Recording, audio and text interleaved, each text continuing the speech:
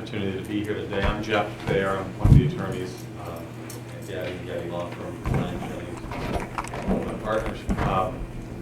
What we do, actually over 90% of what we do day in and day out, has to do with those invaluable procedures that Dr. Tung just talked about and the car accidents and the worker compensation incidents that cause them.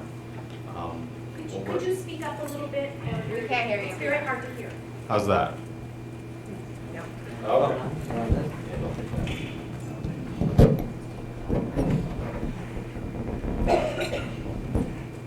Better? Okay. So what we do is we handle primarily those car accidents and on-the-job injuries that cause the injuries that Dr. Tung was referring to. And what I wanted to talk to you about today, what we wanted to talk to you about today, was how in the context of car accidents, traffic accidents, and on-the-job injuries, to best get those bills paid, how you can assist your patients in getting those bills paid, how you can assist us in helping your patients get that done. We're going to start with the typical car accident situation. What is PIP? How many of you, show of hands, know what PIP or personal injury protection coverage is? Great. It is, in Oregon, kind of unique in the Northwest. Almost every state has it. It may go by different names, but Oregon is one of those few states where it's mandatory. Every car has it. Every private passenger car has it. It's there to pay regardless of whether your patient caused the accident or they were the innocent victim.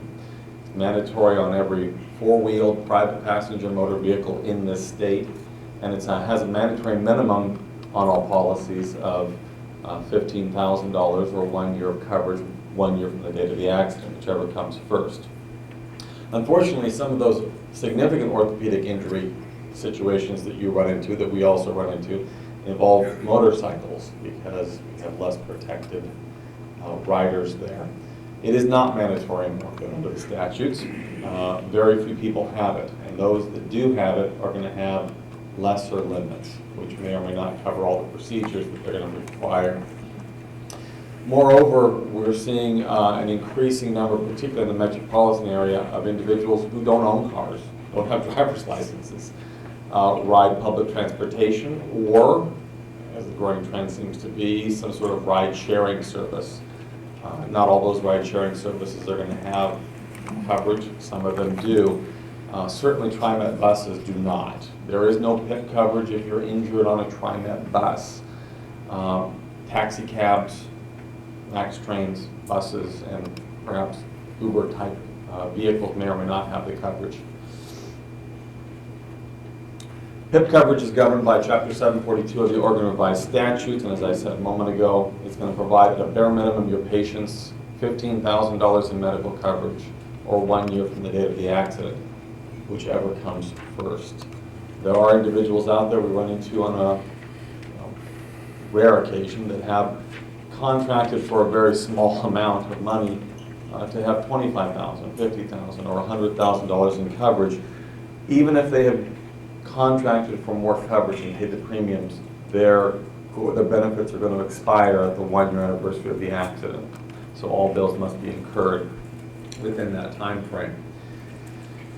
I'm going to come back to the issue of causation in a different section here, but PIP coverage only provides payment to physicians and healthcare providers for medical services that are proven, and the patient's physician has the burden of providing evidence that proves that those services are reasonable, necessary, and related to the car accident.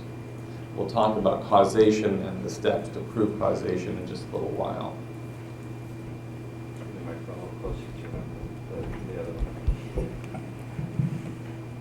All right. If you're the named insured, the owner of the vehicle, you're covered if you're involved in an accident. If you're a passenger in your friend's vehicle, you're covered under your friend's motor vehicle PIP coverage. If you're the spouse, not the named insured, the child, stepchild, or a resident of the household, you're covered if you're involved in the accident. Even pedestrians and bicyclists, not operating a motor vehicle or a passenger in a motor vehicle, can and will be covered under their own PIP coverage.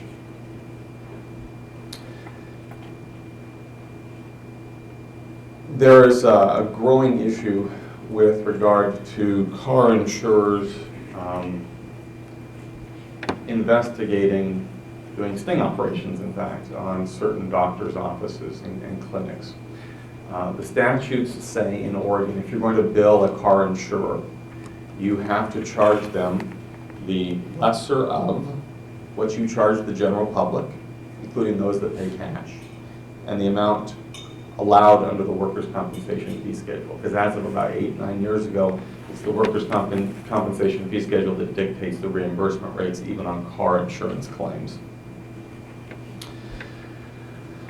Your patients are also entitled under certain circumstances, if you are able and indicate that they have a verifiable disability as a result of a car accident. They're able to seek compensation for wage loss benefits. If they miss 2 weeks or more of work, they can get up to 70% of their gross monthly wages, up to a maximum of $2,500 a month. You have to provide the disability slip, explain how and why they are disabled. If they're a stay-at-home mom or stay-at-home dad, and they're unable to perform their household duties, you can provide them a disability slip and they can get up to $30 a day to have someone come in and provide domestic services. If they're a parent of a minor child and they're hospitalized for a certain period of time, you can provide a disability slip and the insurer will provide child care services. What is required of you under these circumstances is to communicate with your patients. Find out if they are being affected in any of these additional areas, in addition to getting their bills paid, and provide them the resources, just a disability slip, that would enable them to get the services they require from their car insurance company. Priority of PIP coverage. I've had doctors call my office and say, yeah, I know that's a car accident, but I'm just going to go ahead and bill Blue Cross Blue Shield or United Healthcare. It doesn't work that way. You can try, and probably it's going to get rejected. If the injury, if the service, be it a surgery or an office visit, is the result of a car accident or an accident or injury involving the operation of a motor vehicle, that can even include falling and hurting your knee getting out of your big truck, or falling out of the back of your truck while you're moving something. If you're entering, alighting to, or occupying a vehicle and you get injured, you're entitled to PIP coverage under the Oregon statutes. You have to bill the car insurance first. You have to bill the policy for the car you're in, whether you're the driver or the passenger. That is the first source of billing. Health insurance can and will pay for car accident claims so long as the person has either run out of benefits, exhausted their $15,000 limits, or they have run out of time, the 1 year. Before that, you're going to get a denial every single time from the health insurer. Pedestrians and bicyclists create an unusual and difficult situation in terms of determining priority. If they have their own car insurance policy and they're walking down the street, riding their bike, and they get hit by a car, they have to go through their own car insurance. That may sound counterintuitive, but that's the priority. If they have no car insurance of their own and they have no car insurance within their household, they've got to go through their health insurance first. As we know, health insurers may deny certain modalities, certain services, and if that's the case, then they can next look to the PIP no-fault coverage of the driver that hit them or hurt them.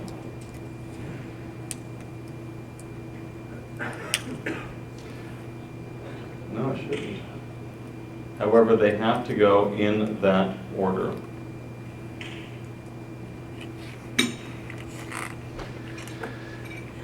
Regardless of how many PIP policies there may be, you may be a passenger in someone's vehicle, you use their PIP first.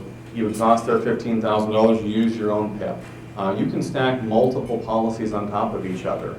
However, regardless of whether you have $15,000, $30,000, $45,000, or $60,000 in coverage, all bills must be incurred within the first 365 days after the car accident. With regard to causation, car insurers will only pay for your services if they're deemed to be reasonable, necessary, and related. And this is true when your patient is finished with their treatment and they're seeking to receive a settlement from the at-fault driver's insurance company. They will only pay for medical bills, wage loss, property damage, pain and suffering or non-economic damages that are deemed to be reasonable, necessary, and related to the car accident in question. It's up to the physician to provide that information to us. We can't create a causation statement from whole cloth. We have to rely upon you. And there has always been, I think, some misunderstanding among some physicians as to exactly what's required of them in providing that causation statement. Oregon has what's called a preponderance of the evidence burden in third-party liability and first-party claims involving motor vehicles. That's been, the preponderance of the evidence means the greater weight of the evidence. What more probably than not happened in this accident? If this person had a pre-existing condition, more probably than not did the car accident in question cause a material worsening that now necessitated your assistance in your surgical procedures. One of the lawyers in our office is fond of the saying in front of a jury. He uses this. It's basically 50% plus just a grain of sand. We don't have to prove beyond a reasonable doubt. You don't have to say beyond any doubt in my mind this was caused by this car accident. But you have to be willing to provide a statement that to a reasonable medical probability, this is what happened as a result of this particular incident. Some examples we often give physicians, obviously the cleanest case, the ones we like the best, are where you say, yep, in my mind that was absolutely positively caused by this car accident. Well, most of the time that's not going to happen. So, but for this car accident, I don't believe this patient would have required this level of attention or this much in the way of treatment. But for this car accident, they would not have incurred these particular medical bills. That's sufficient. The motor vehicle collision, the injury-producing event, must simply be a substantial factor in causing the harm and causing the incursion of medical expenses and wage loss. I'm going to briefly go through a couple of jury instructions and then turn the time over to Ryan, who's going to talk to you about workers' comp. But there are jury instructions out there. These are not typically your concern. These are what we deal with when we get to the trial level.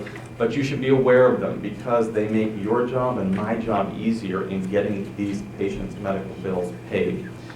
One of them, the one we primarily use, is what's called a prior infirm condition. If you have someone who's a 62-year-old farm worker and is engaged in physical labor the majority of their life, they're going to have significant degenerative changes in their lumbar spine or in their knees or in their shoulder. They may have been asymptomatic for decades prior, but then they get involved in an accident or an incident and all of a sudden they have significant pain, dysfunction, and they require injections, they require surgery, they require significant physical therapy. That's still the fault of the person that caused them harm. Because even if they were more susceptible to injury than the average person, if they were involved in an accident or incident through no fault of their own, that person who caused the harm is responsible for all the harm they caused, even if it's greater than someone without that previously infirm condition. Multiple causation. This is an interesting one that I used in a trial about 2 months ago. I had a client who had significant history of migraine headaches, but the car accident caused something that was a material worsening of that condition. Many factors or things may contribute to the whole of the patient's injury, so long as you can attest to the fact that this defendant's conduct, this incident was a material factor or a substantial factor in causing the harm and the need for care, the jury can award those damages.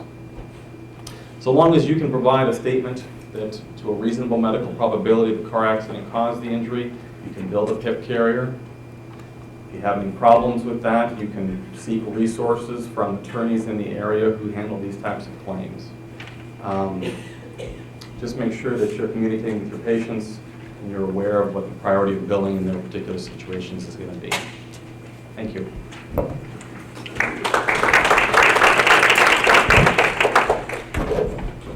So now something really exciting, workers' comp. Workers' comp is probably the most complex, convoluted, and frustrating system that any of you will ever work with. At least that's the feedback that I get back from a lot of doctors, most of which tell me I'm never going to do this again.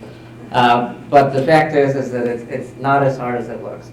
There's just a lot of procedures that were put in place by the insurance industry and the employment lobby, and it's not for your benefit, it's not for the workers' benefit, it's for their benefit.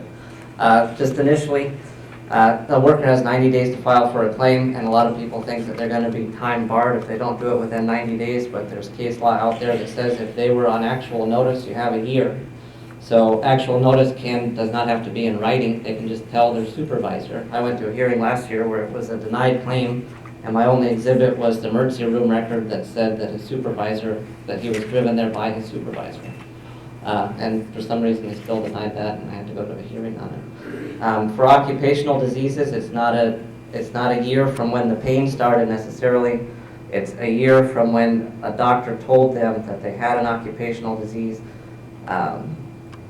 or when they knew or should have known, or when they became disabled, but almost every judge will just go with when they were first diagnosed when a doctor told them. So it comes from you. The workers can file their claims and doctors can file their claims. I'm sure you're all familiar with an 827 form. There's 4 things that you can do with an 827 form. You can change attending physician status, you can report a new claim, report an aggravation, and report a new or omitted condition. A lot of people mess up the aggravation and new or omitted condition issues. An aggravation, we'll talk about it later, but it's not just a symptomatic worsening, it's an actual new condition. And then a new or omitted condition can be filed at any time. People don't realize that. 5 years after a claim has closed, if there's a new or omitted condition that should have been included in the claim, you can file for that. The burden of proof in workers' comp is weird. For a normal injury claim, they call it a material cause. That would be you fall off a ladder, you break your leg, you just have to say material cause. If it's an industrial disease, something that came on over time, repetitive use injuries is the best example of that, or just someone having a sore back after being a plumber for 20 years. It's 51% or better major contributing cause. I always ask doctors to give the burden, to give causation statements, no matter what kind of claim it is, to 51% or better or major contributing cause. The common defenses are always going to be that there were pre-existing conditions. And that, in the workers' comp silly system, that shifts the burden to the insurer to prove that it was not the major contributing cause, but that the pre-existing conditions were the major contributing cause. But in effect, that shifts the burden to the worker. So no matter what, if a doctor's writing a concurrence letter that I talk to them about after a phone conference, no matter what type of injury or claim it is, it's going to be a major contributing cause. Combined conditions. Sometimes you just can't say that the underlying condition was caused by this work activity or this injury. Maybe it really was pre-existing conditions or another injury. If the work activity combined with a pre-existing condition or other injury to prolong the disability or need for treatment, it's a combined condition, and then you can still get the treatment and they can still get the wage loss that they need. And I don't think that, I'm going fast because I only have like 10 minutes, but I don't think that a lot of people understand that a combined condition, you do not have to say that the cause of the actual underlying condition was the work activity, only that it prolonged the disability and that caused the need for treatment. So the basis of the opinion, it cannot just be that didn't hurt the day before and it did hurt the day after by history from the patient. You lose every hearing if that's all that it is.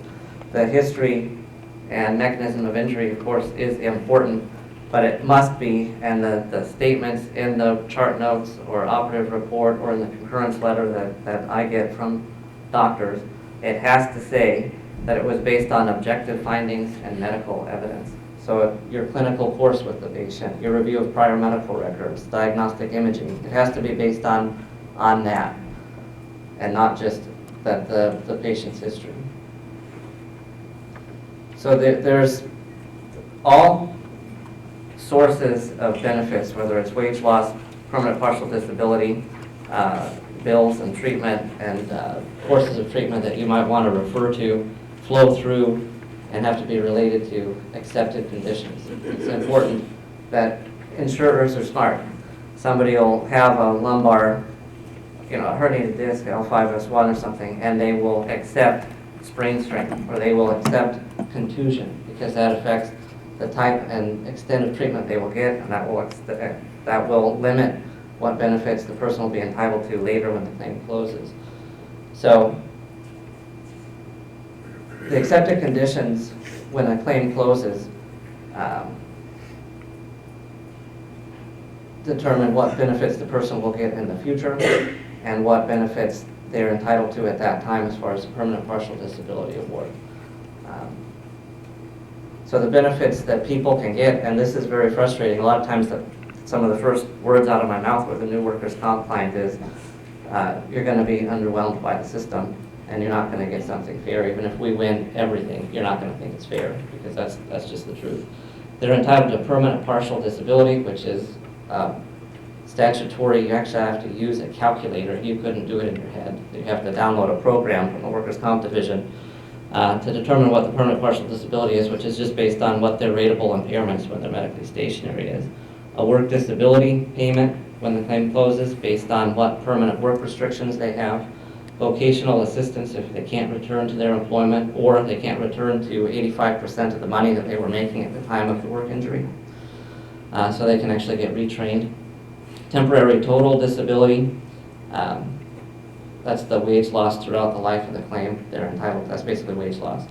To permanent total disability if they're completely disabled, and then aggravation rights.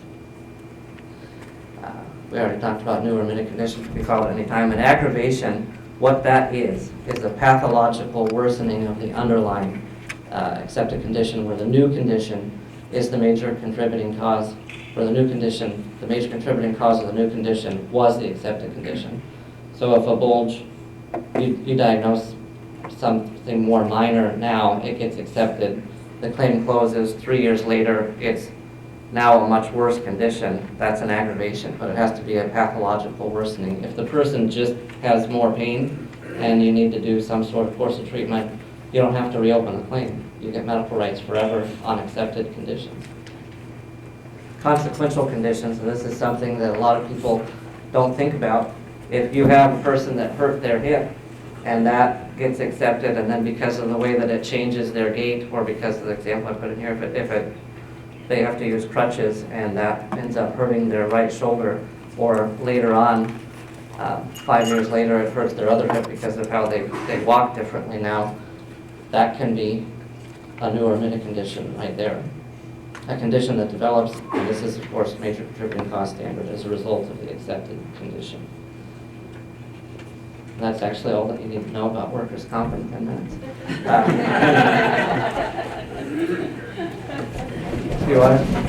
Any questions? Yeah, we're getting a lot of peer-to-peer reviews, which is actually a phone call, and they want to speak to the physician within, they'll call at 8, and they need a response by 5. And there's no way you're going to get a doctor to do a peer-to-peer review on a workers' comp at 5 o'clock. And then if they don't get an answer, then they close it, and then you're going to have to reopen the claim again. So I don't know if there's any way, is there any law that you can say, hey, there's no way we can answer that? And even though you've answered it maybe in your documentation that they've sent you one after another, so the questions might be easy or not, depending on what the question is. Does the physician have any right? Because then what happens, of course, the patient is very upset because the claim has closed, and now they have to reopen it again. Yeah, so within 30 days of getting a closure that was inappropriate, you can request reconsideration, and then you have to submit something. I do this all the time. I have to get statements from the doctors saying, why it was closed improperly. They're not medically stationary, whatever.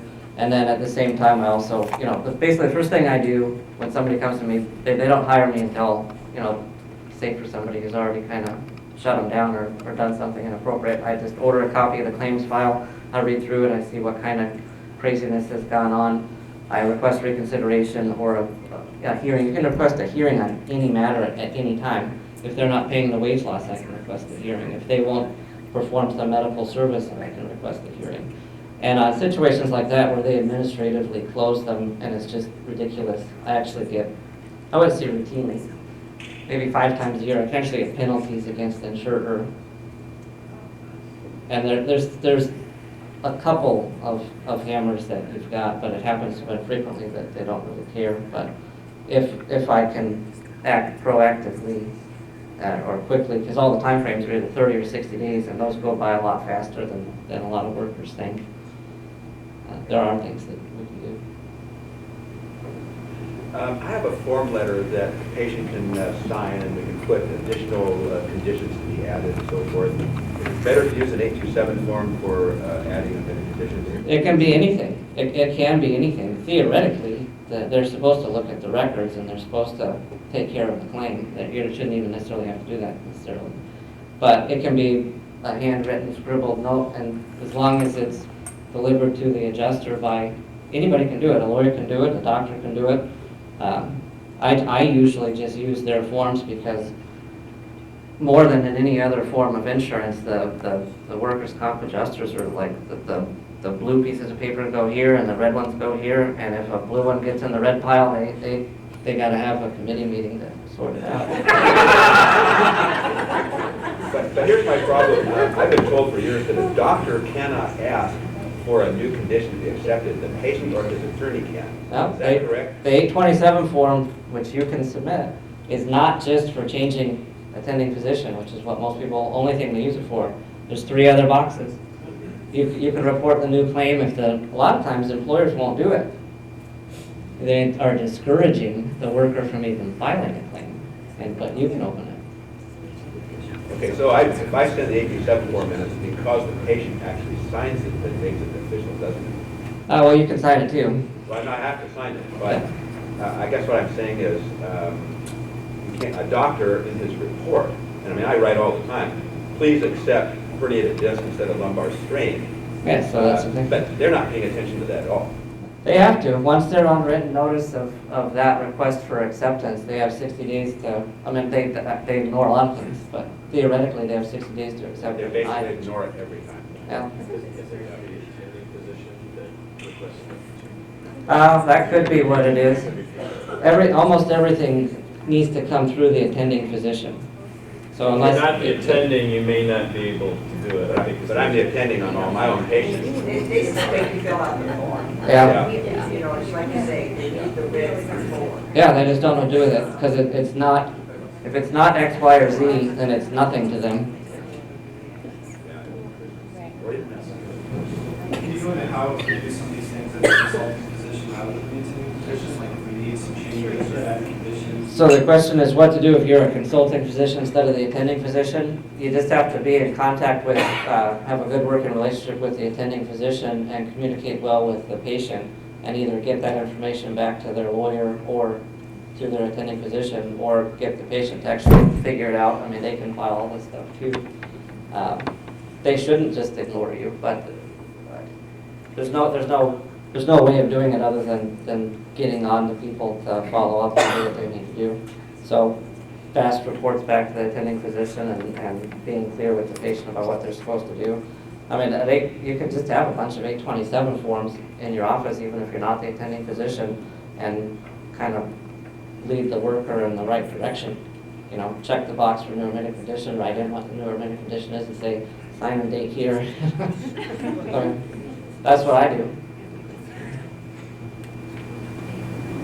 Sorry, two last ones. I think what the physician gets troubled with is that when you finally do close the claim and they're medically stationary, you know, we just do it and assume, okay, yay, you're feeling better, you can go do your activities. Well, then it comes back and says, well, with what you filled out, I don't get as much, or now I have to work more, or I got partial disability, or even that. It's a bummer when you have to go back to work if you don't want to, but I mean, whatever the restrictions are, what the restrictions are, and if they're not getting benefits they thought that they were going to get, it might be because somebody didn't pay attention to what the actual accepted conditions were, and the rateable impairments that your office might have put on a slap tear or something like that won't matter in the calculation if the only accepted condition that they're closing the claim on is the shoulder contusion. So if you don't have all the accepted conditions there, then it won't be calculated.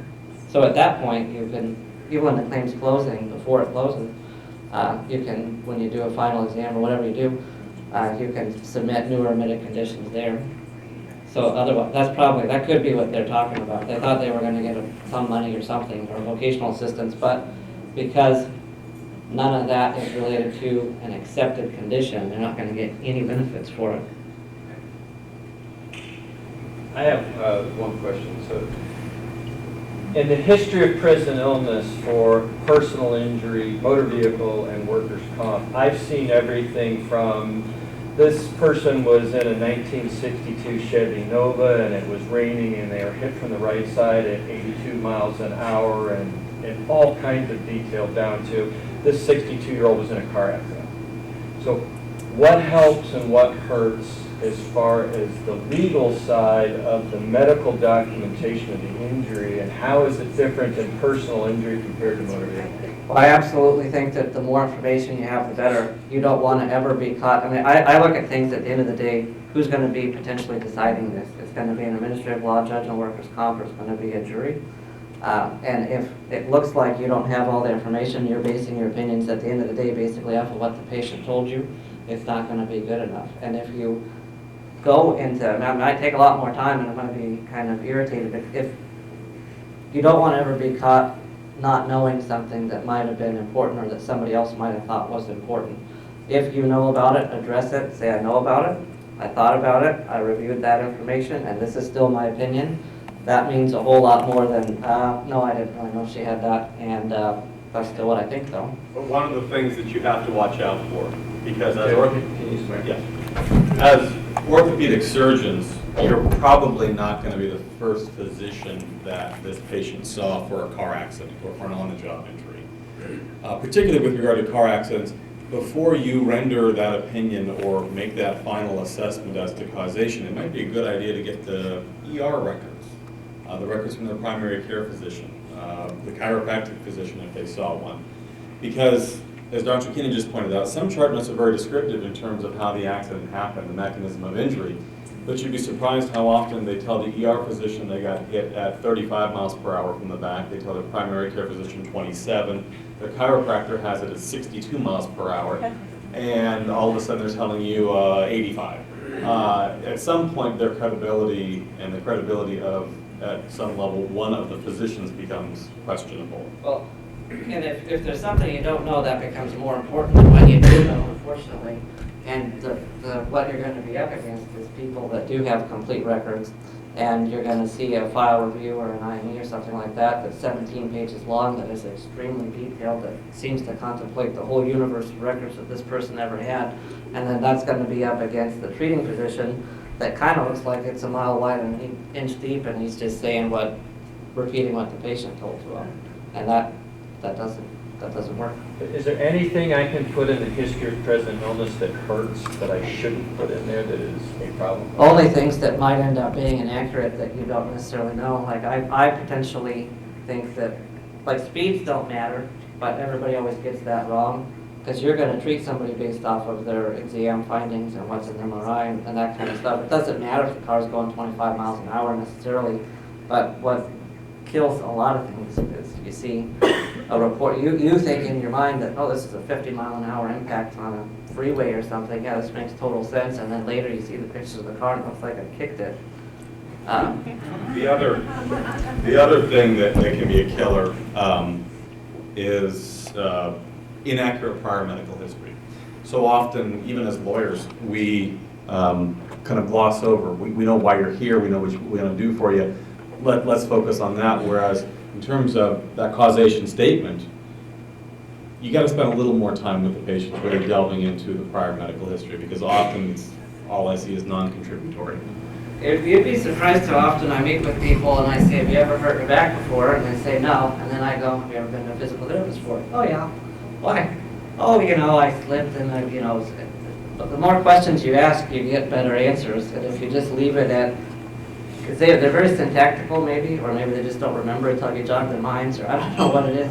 But it seems like they don't always remember until you really start asking. Well, thank you, gentlemen, very much for your information. they'll be available for questions afterwards if you have any other to ask them. We're going to take a 15-minute break. Remind you once again to fill out your CME evaluations, and we'll reconvene at 9:30 for Dr. Nichols to begin. Thank you.